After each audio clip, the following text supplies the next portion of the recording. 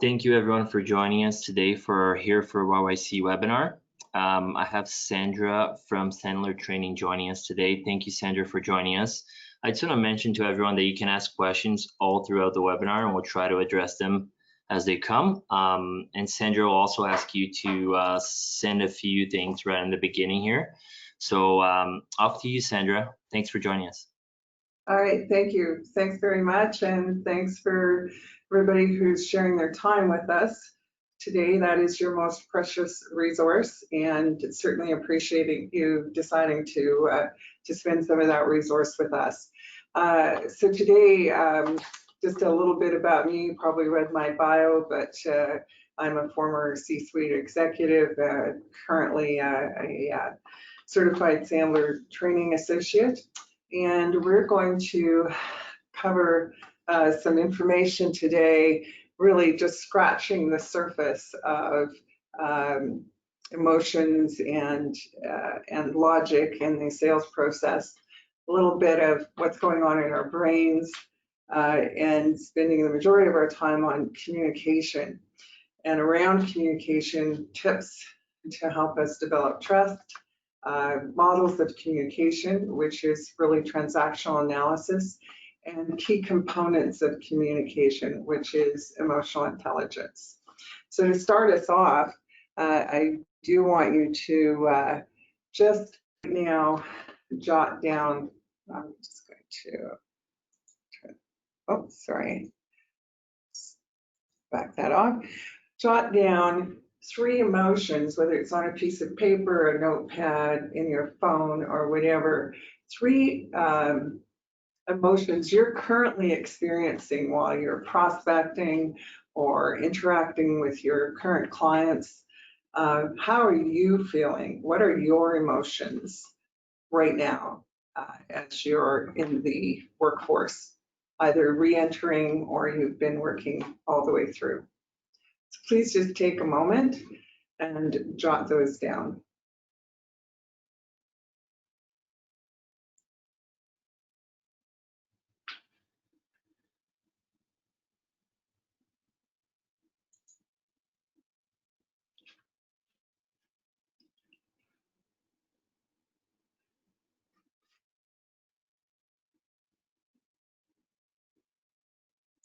All right.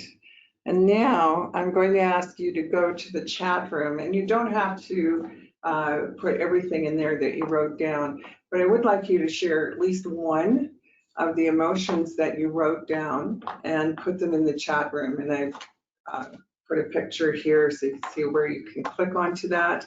And Gabriel will make sure that, that I see them. So if you would just jot down an emotion that you're feeling now. Okay, we've got a few of them here. Anxious, nervous, just pop this back up, seeing a few here. Anxious, nervous, excited, scared, hopeful, stressed, happy, looking forward to the future. Excellent. Thank you for being vulnerable and sharing that. Now I would like to take that same piece of paper or your phone or whatever and jot down 3 emotions your buyers or your clients are experiencing right now as you're reaching out to them, making your cold calls, maybe virtually networking, revisiting people who are in your funnel, talking to clients that you currently have. What kinds of emotions are they talking about and sharing with you in your interactions with them? So jot that down first for yourself, what you're identifying out there.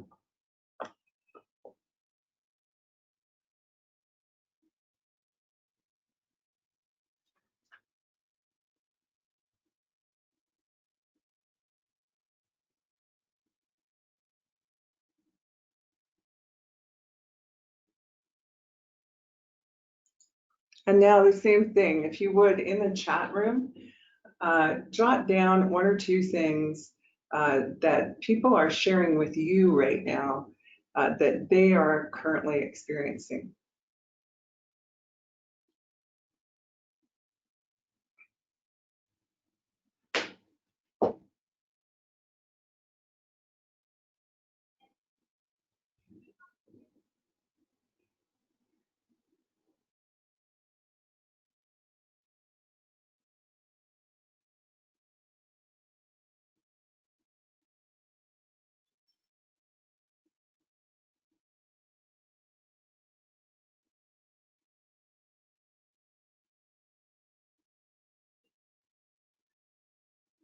Gabriel, are you getting any responses there?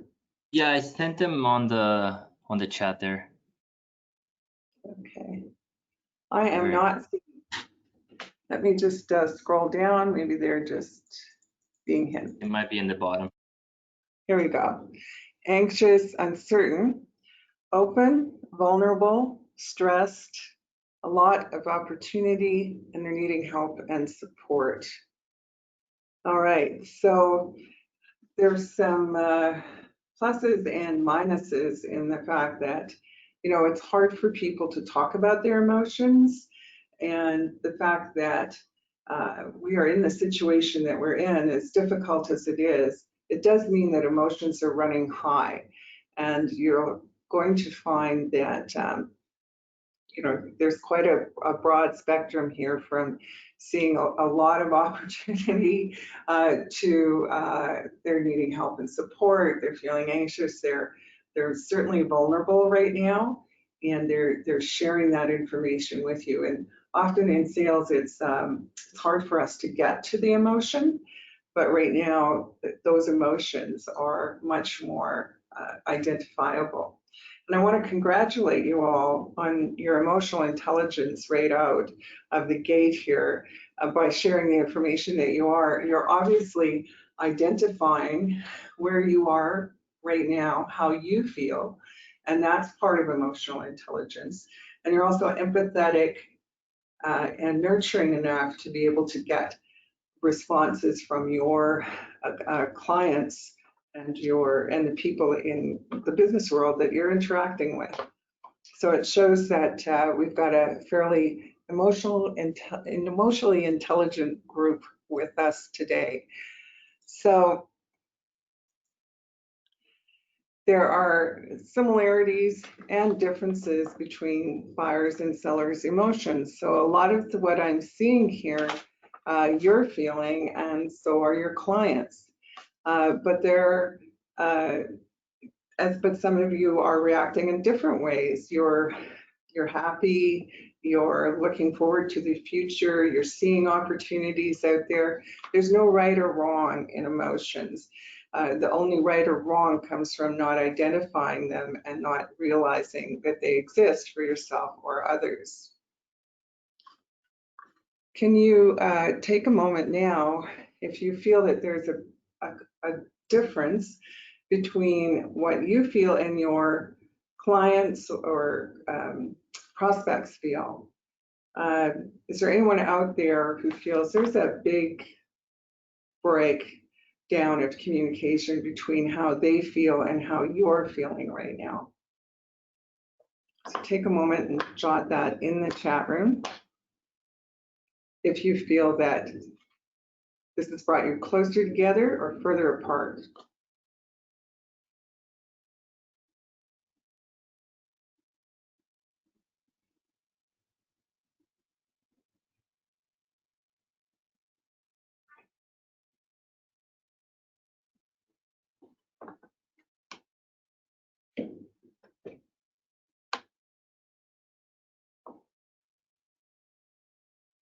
Gabriel, do we have any?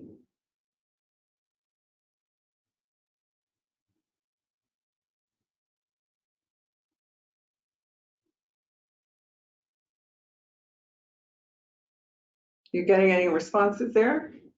Yeah, just scroll down. I sent you a couple there. Okay. Closer together. Depends on the situation. Some share the uncertainty and appreciate the help. Okay. I missed one there. Don't want to buy right now, right? Because they're uncertain about what's happening. And of course, as salespeople, we need to sell right now. So there's certainly a break in those in our goals at this point.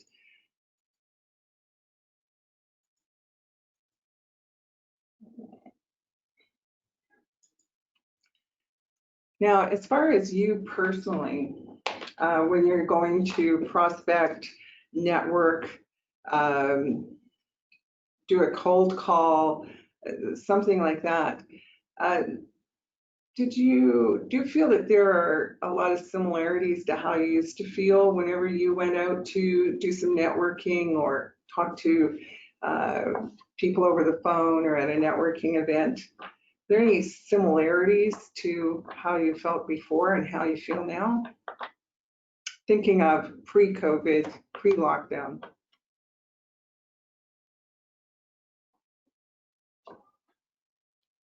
Just jot them in the chat room.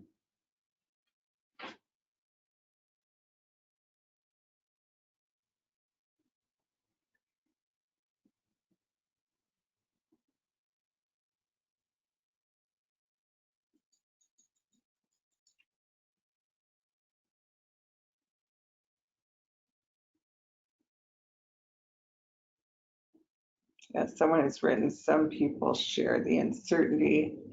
The uncertainty is much higher now. There's more pressure. All similarities now is that the conversations are longer. Cool. Okay, so we're seeing a lot of similarities, just that perhaps it's a little more intense now than it was previously. There's always people who feel that now is not the right time for one reason or another, and certainly in Alberta, we've been dealing with economic uncertainty for a while. So this has just made it more intense and brought it to the surface.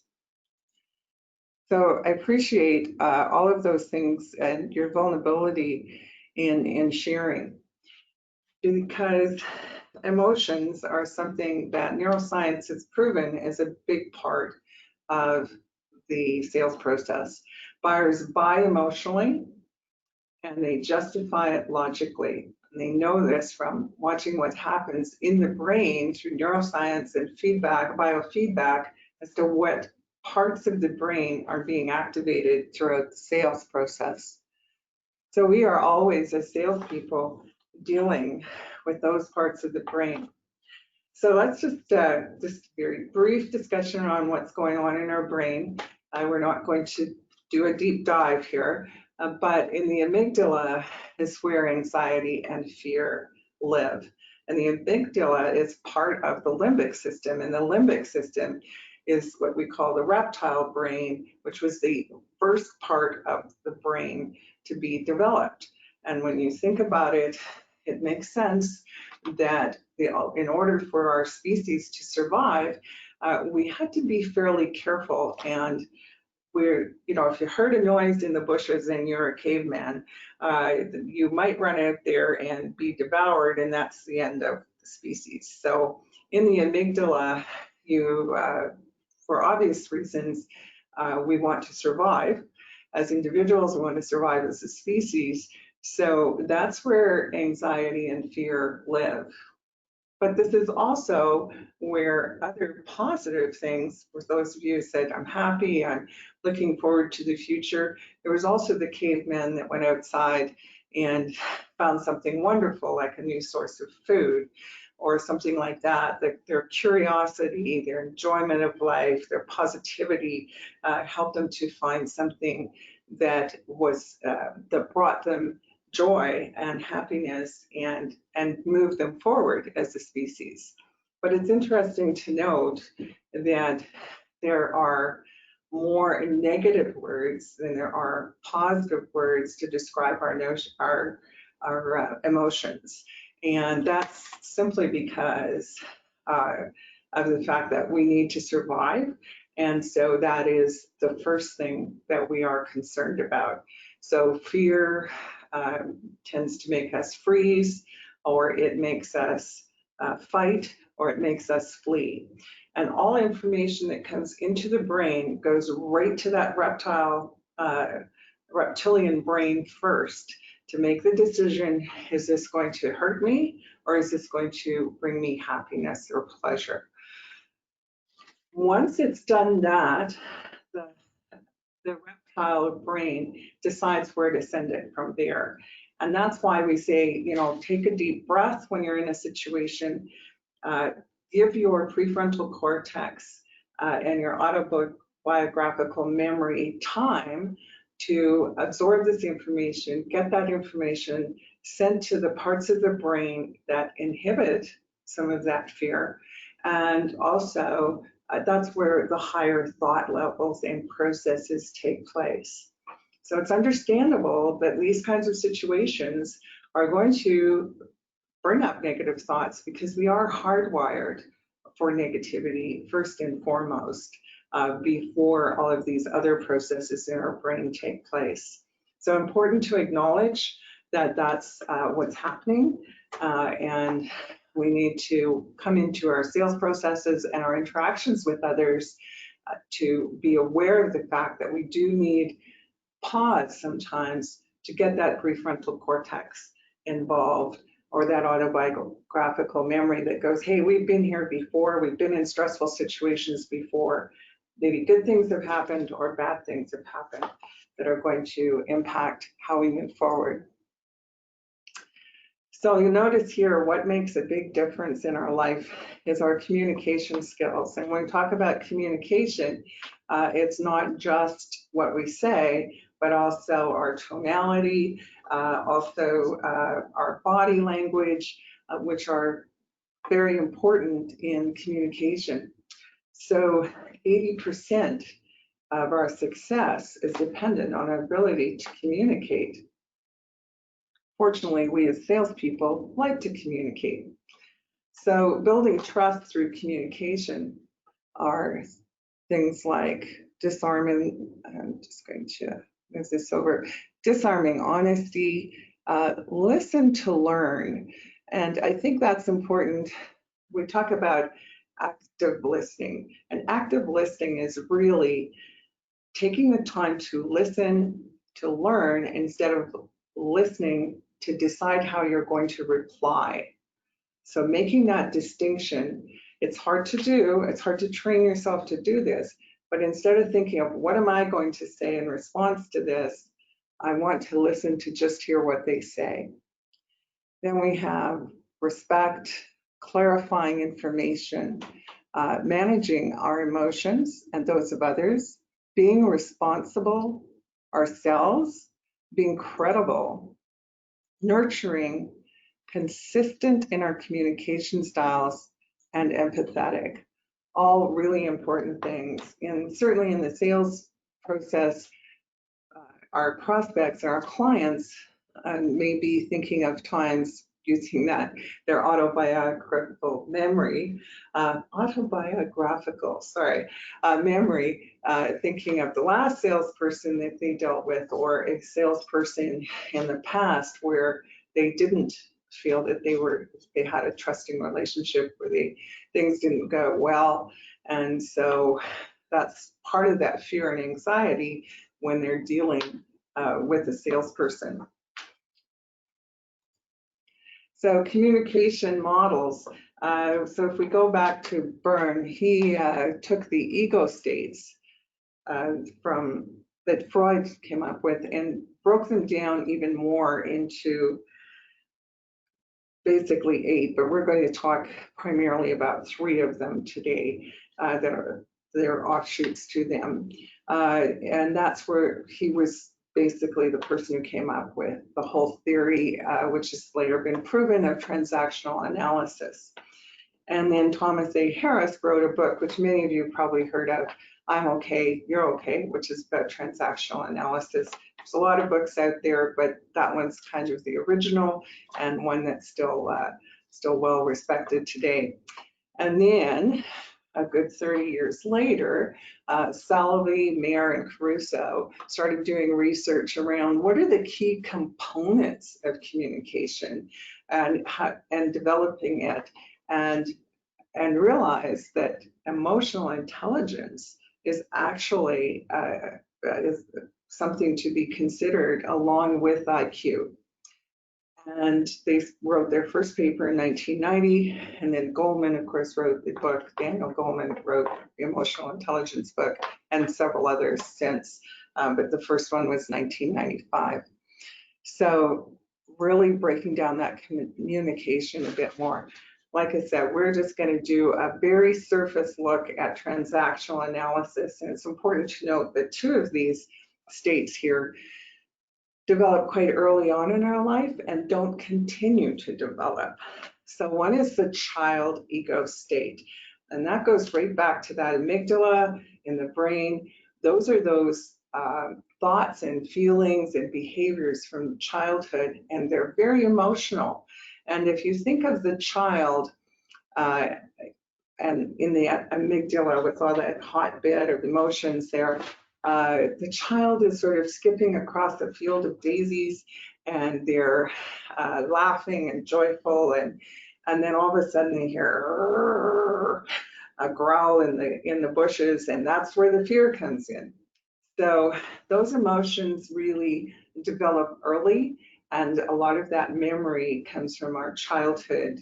But the child ego state is really all emotions. Then we got the parent ego state, and that's not just your parents, but also the parent figures in your life. And those are the, that's where the nurturing comes from.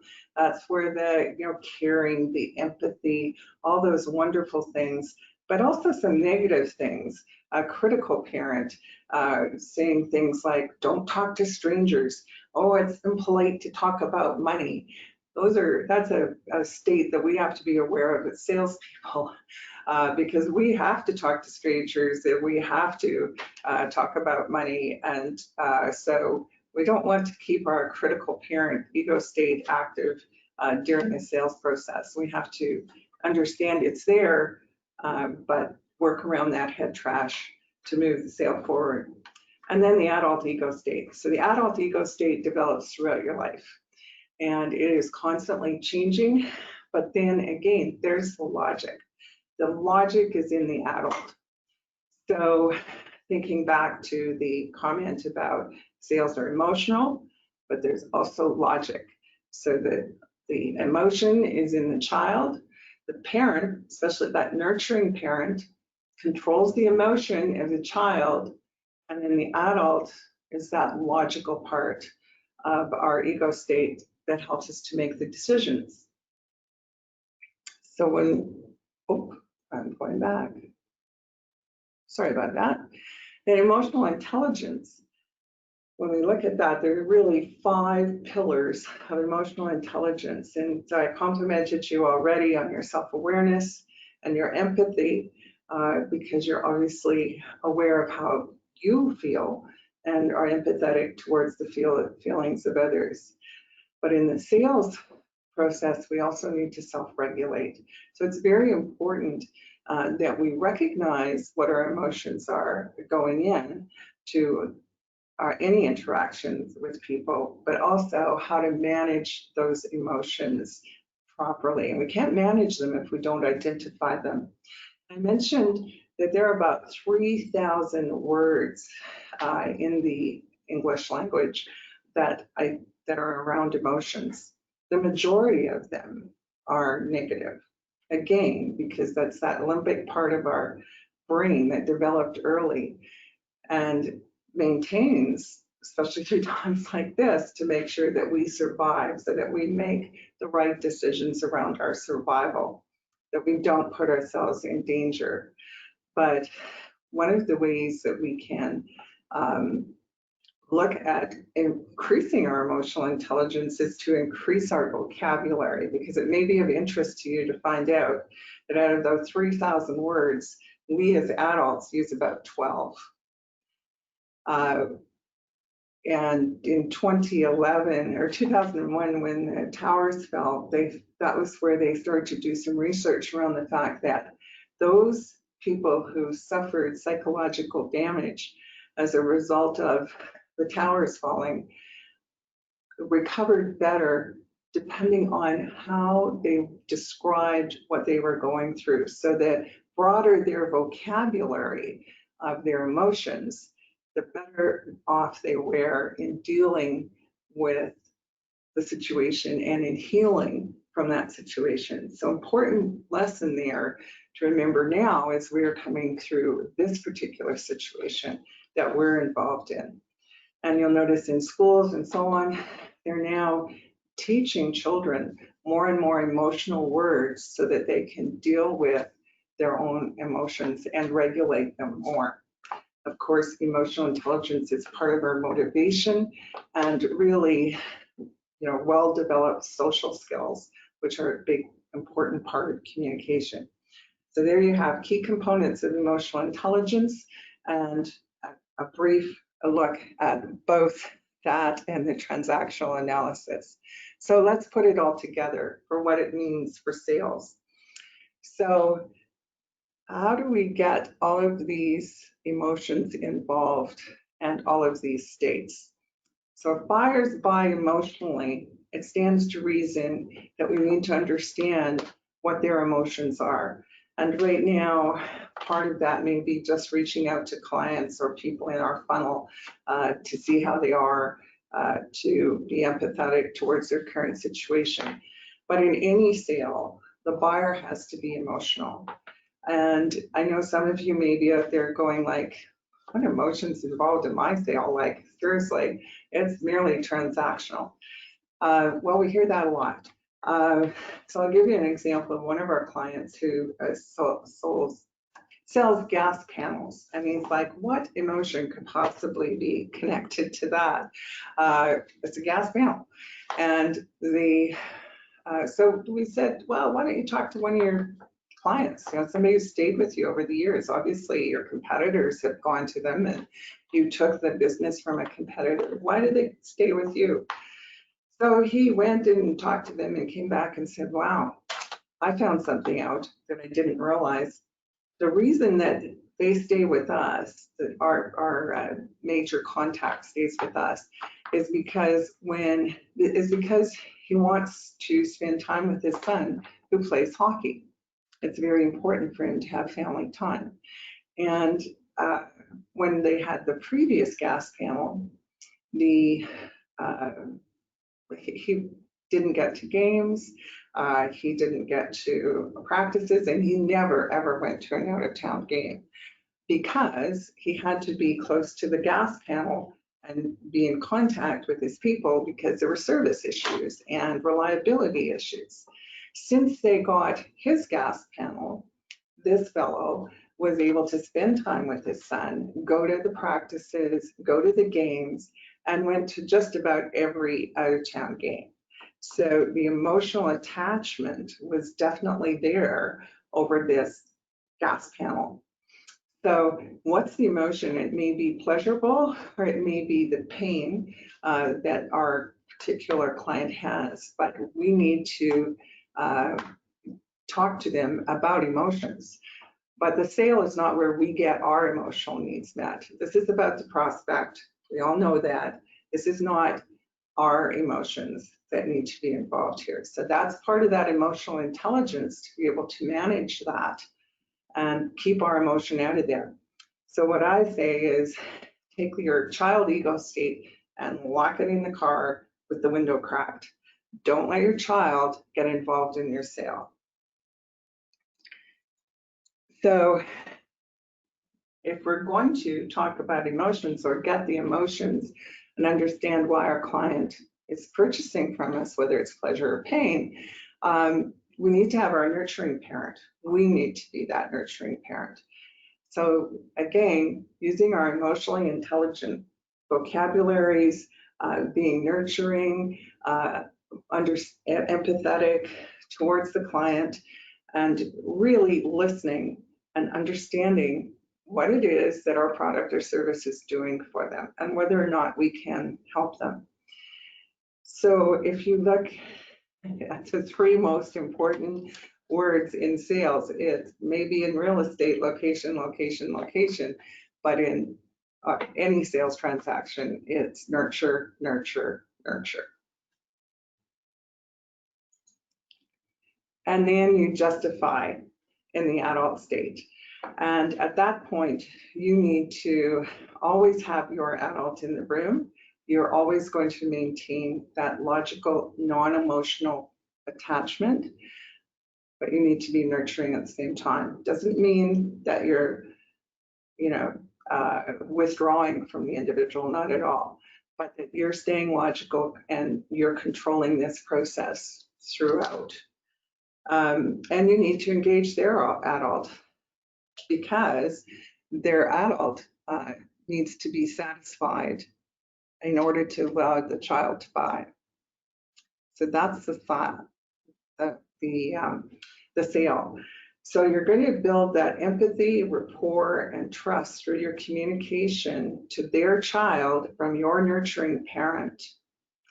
And then you're going to move the sale, the decision-making part, to with your adult ego state and their adult ego state. They're going to have things on their side, budget, resources, time, to be able to say, yes, this is the right solution for us. So from there, if you have the right solution and you've gone through this process and you've engaged the proper emotions, you get the commitment and your post-sale, and now you can get emotional again. They can be joyful and happy that they have made the purchase that they have, and we're back to joy and emotion. And then you can get back in your car and go, yay, I got the sale. I'm going to get some commission. I'm a happy person now. And allow your child to, your child ego state to have its moment. So like I say, this is a very brief, and surface look at some fairly complex ideas, and I'm sure you will have some questions, but I want to sort of lead you through the sales process, and I'm sure some of you will be able to see that this is something that you can use in any interaction, not just in a sale. So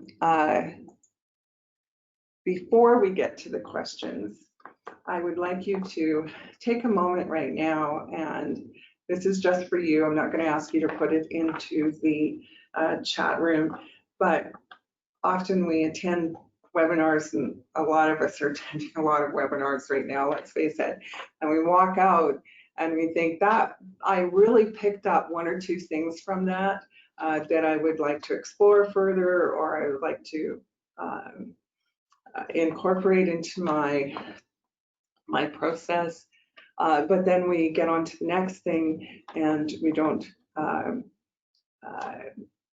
we kind of forget what it was we were going to do, if you're like me. So what I would like you to do right now is, on that same piece of paper where you've got your emotions that you've already identified, is write down a couple of key takeaways. And I wanted to mention too, that I noticed that a lot of you use the present tense in describing your emotions. I kind of prompted you to do that by asking the question, how do you feel right now? And it's very important it doesn't mean that you have to be the tense police in your conversations, but it's important to deal with where people are right at the moment. And that too is part of developing emotional intelligence, by talking to people in the present tense as opposed to reliving the past. So if you would just write down a couple of things that you feel were important, that you picked up today.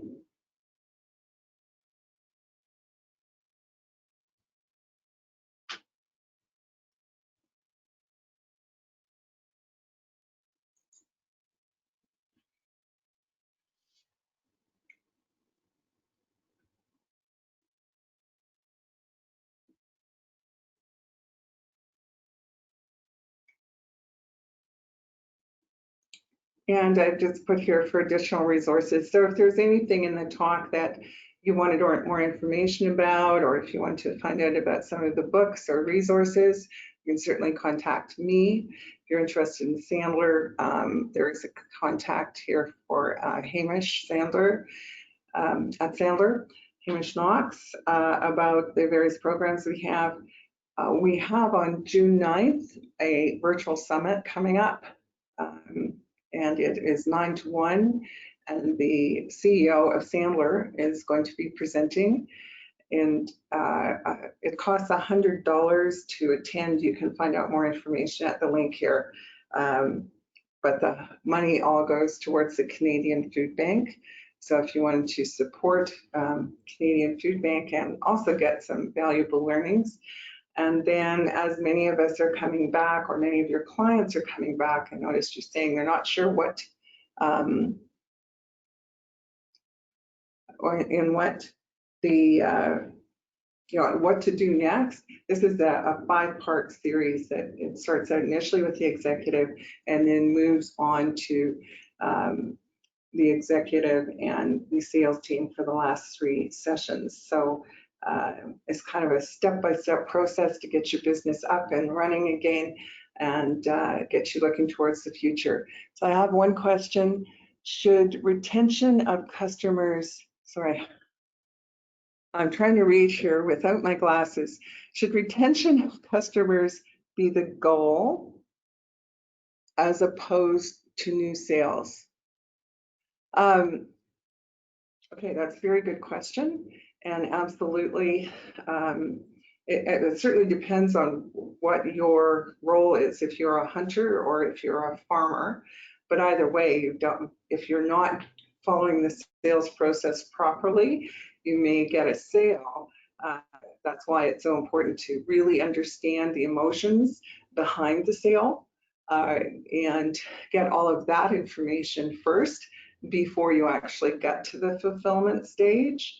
Because if you don't understand that, then you're not going to retain them. But some of you are farmers, so your job primarily is retention and expansion as opposed to attainment. And that's an important part as well. What do you personally do in these uncertain times when prospecting to better connect with the other party? What do you personally do in these uncertain times when prospecting to better connect with the other party? Well, I think one of the first things that you need to do is to ask the question of people as to how they feel right now, what's going on. I find myself that when you're reaching out to someone and they think it's simply to sell, they're really not sure if they're in a position right now to buy. So reconnecting human to human in an honest fashion, I'm just reaching out to see if you're okay, if you and your family are fine. And from there, I find that most people now will get back to me to say, yeah, I'm okay, or no, well, I've had to go for COVID testing, or we've had to lay 5 people off, whatever that situation is. But from there, it gives me information as far as, is this a prospect for now, or is this a prospect for down the road? When can we connect? What does make sense? But you might be surprised that in some cases people go, this is the perfect time. Actually, I have time to spend with you right now and talk about the future and talk about things that we're going to do. Is that answering your question? Do I personally do? No. All right. So that's it, Sandra. Do you have any closing remarks for us? Just during this time, I would say to all of you that it is a very difficult time. You're acknowledging that, you're realizing that in your personally and also in the people around you. But this is also a great time for reflection, a great time for reconnections. It's a time that has taught us that we really need to be connected socially, and to somebody's point here, that we're realizing just how important our human relationships are, and that we want to bring something good out of this. So having that conversation and being honest with and human with your clients and everybody that you interact with right now, something wonderful could come out of this. Let's look towards the future and what that's going to be. Well, thank you so much, Sandra. This concludes our webinar for today, and thank you so much for everyone who joined us, and thank you, Sandra, for this great presentation. A reminder that this will be shared as a recording once it's available on our website, and we look forward to seeing everyone next time. Thank you so much, Sandra. Thank you. Thank you Have a all great of day. you. All right, bye now.